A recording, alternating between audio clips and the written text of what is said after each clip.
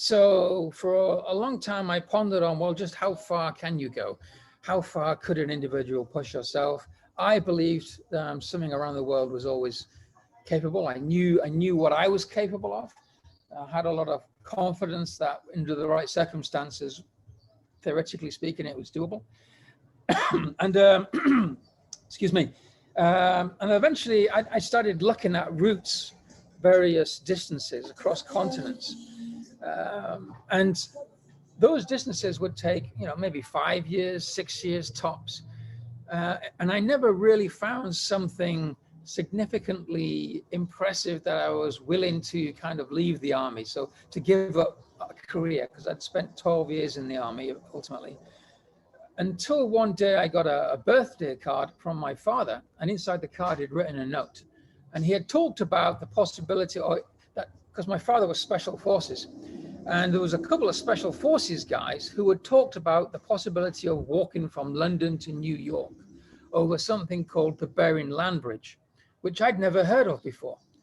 And while I'd been looking at my maps and planning routes and thinking about it, I really hadn't heard or come across this notion of the Bering Land Bridge.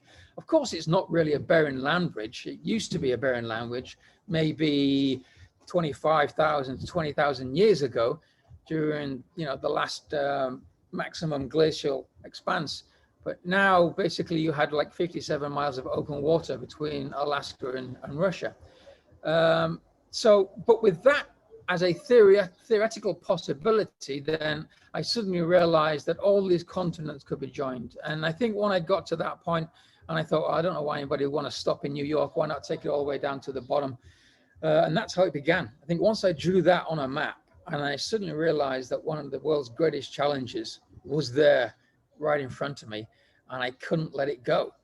And when I brought that to the table in the army and said, look, guys, I think this is possible, they kind of laughed at me and said, no, that's stupid.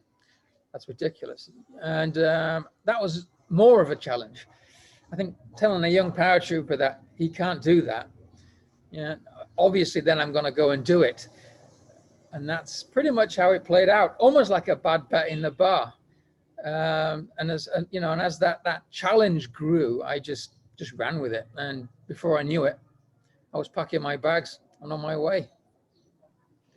So what could you tell the kids? I mean, I was trying to research. There's like less than like a handful of people who've ever made that crossing and lived to tell about the tale.